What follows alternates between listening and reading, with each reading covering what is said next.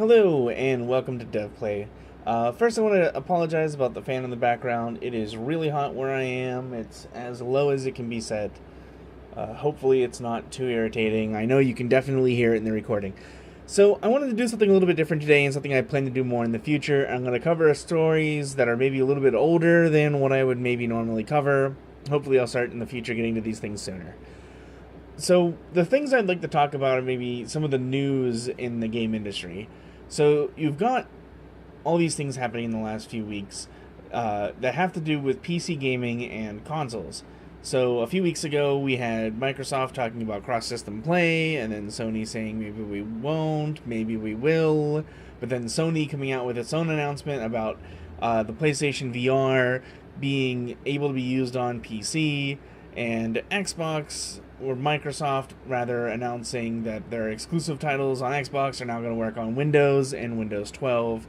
And you had EA a few weeks ago announce that they're going to skip E3 and hold their own event, and people are going to be able to go to it, and it's not going to be like press only or anything, and that they want to focus and regain the trust of PC players. So, on a whole, it looks like everyone is basically pushing into the PC audience. Now, what do all these individual stories mean as far as like developers go and what's going on in the future? All of that, of course, I can only speculate, but as someone who's been inside the industry before, here's what I think is going to go on. So, this PlayStation VR, I think that's the most straightforward of these. With the availability of the PlayStation VR and the slightly lower price and the major publisher backing that it has, I think is right now the best bet for a VR platform for developers to be looking into. It might not have all of the features that all of the other sets have, but it has basically, for the most part, all the common features that the other set has, plus it has the largest market base, in that you can use it both on PC and on PlayStation 4. And that in itself is going to give it a larger draw, combined with the price. It just seems like the obvious option if you're going to be an early adopter and take a bet on who's going to win. And even though Sony hasn't, people like to make fun of them for Betamax, they've won the majority of format wars they've gotten themselves involved in. And if you want to think of VR as a format, even though I guess it's more of a platform, I wouldn't be afraid to bet on Sony in this particular situation. I still don't know that VR is really going to be like a mainstream thing, at least for a couple of years. But based on everything that they're doing, I think Sony is the way to go. Now, looking over at the whole cross-network play and Microsoft and Sony being kind of in, half out on that, and all of that kind of rolls together in that the PC market, I haven't looked at numbers, I don't have numbers specifically in front of me, but for these companies to want to be investing in that platform as heavily as everyone seems to want to, except possibly Ubisoft, it's really, because we also had, a few weeks ago, maybe it was actually a few months ago, Epic talking about going back to being more PC-centric and all that. It seems like pretty much everyone's in agreement that PC gaming is where it's at. And I think a lot of this has to do with the capabilities of computers and consoles essentially coming down to almost a merge. And so what I think Microsoft is trying to do, where they're saying their titles are going to be exclusive to Xbox but also work on Windows, is that they've really spent a lot of time losing money on Xbox, and they kind of painted themselves in the corner because in the early days of Xbox, they said, hey, all you guys developing these PC games, like, we want to do this exclusivity kind of thing and move you over to Xbox, and it really damaged the PC industry, and it really, I think, is sort of what led indirectly to some of the success that Warcraft, for example, has had. You look at the PC market when it came out, it was very anemic, because of all of the exclusivity things that Microsoft was doing to move games onto Xbox, and it really had very little competition at the time, and then it became so dominant that it basically became the game of PC for a very long time. I mean, everyone pretty much had it through the Burning Crusade and Lich King and early Cataclysm days, before it started to decline. And even now with as many like 4 or 5 million players, even if it's down to like 4, I think I said to someone the other day that I think, it's still over 5 million, and they said no, they had read that it had dropped under 5 million. Regardless, whether it's, just above 4 million even, it still has more players than the majority of games out there. I mean, before it came along, the success benchmark of an MMO was only like 300,000 players, and if you got anywhere near 1 million, you were like a huge hit. And then you started to have games, the very first ones, like Final Fantasy XI, I believe, was one of the earlier ones to break 1 million players, being like these huge, like monolithic, games. And then Warcraft came along and blew them all out of the water. And really, unless you start looking at like free-to-play alternatives or like games that don't really fit the subscription model, like overseas and in China and all that, are the only places where you find games that are anywhere near that size and scale. So basically got a little bit off topic here. To get back on topic, as far as what Microsoft's trying to do, is that they haven't been successful with Xbox. They stagnated the PC market for a long time with their policies. They sort of started the transition back towards PC, and now that consoles have effectively, I don't want to say caught up, but the technology to put basically PC features in your living room is coming down, I should say, to the console level. So I think not in a response to SteamOS, because Microsoft doesn't really need to worry about competing with SteamOS, at least not anytime in the foreseeable future. But I think like they're thinking along the same lines, where they're like, hey, maybe the Xbox can live on as this sort of like minimum standard. Like if your game can do this, like if it can live on the Xbox, it can be played on this platform, and we can continue to provide Xbox as like an extension of your media center, where it's going to, play your Blu-rays, it'll stream your movies, it'll play some games that have, Xbox compatible, platform settings, basically, and basically turn it into this like living room centerpiece that lets you do all these sort of like PC things without needing to break out a mouse and keyboard and go through like, network setup on Windows. And so basically bringing those games to PC is sort of starting to tie it all together, because I don't think they intend any longer to necessarily push it exclusively as a games platform, and with the success in the PC market, why not cash in? Now, Sony, on the other hand, I'm sure that they have seen this sort of mentality from companies like Microsoft coming for a long time, and their move with the VR to grab the bigger platform and being a little bit more PC friendly, I think Microsoft got ahead of them before they thought, I don't think they would have bet on Microsoft doing this at this point, or anyone for that matter. But clearly, I think they have either the flexibility or the backup plan in place to stay competitive. Now, that being said, with this whole Sony 4.5, Sony 4K, Sony Neo thing, that's the only thing that has me a little bit concerned right now, particularly coming out of Sony. Because the game industry, I know EA cut down a lot of its production when the new consoles didn't perform as well. I think what's going on with the 4.5 is only going to further that kind of situation, because there was all this uncertainty, instability, low sales, hesitation in the console business, and Sony is basically furthering that with this Sony 4.5 stuff. Even if it's like a decent idea, even if people who have Sony VR really want it and like it, I just worry. I worry that they're going to create more instability, where companies, at least over the next financial year from when it launches, are going to still hold back and not, go forward like full steam into like making PC games or something.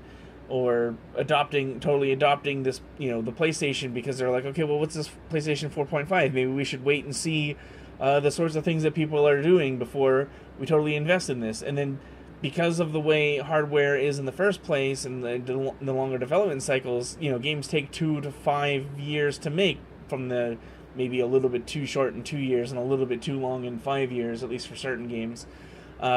So even after a year, we're only going to see projects that have been basically either bred in-house at Sony, where they knew this was coming, if anyone knew this was coming, or basically late in the project adaptations to the new platform, where they've, basically tacked things on because now they can.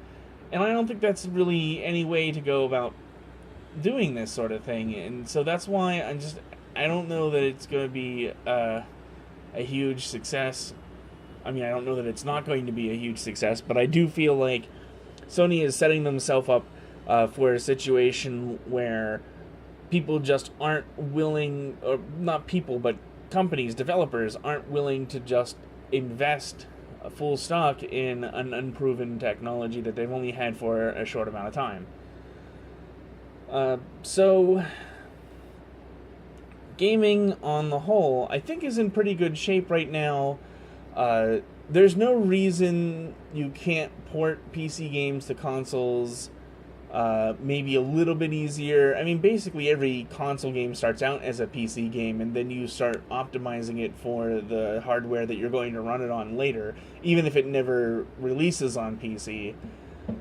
Now, one thing I did heard, I guess, in the spirit of optimization, I'm trying to cover a lot of news stories at once, just because I want to get caught up on the news, so I can break these into smaller videos. So future videos aren't going to be as long and as complicated and convoluted as this one.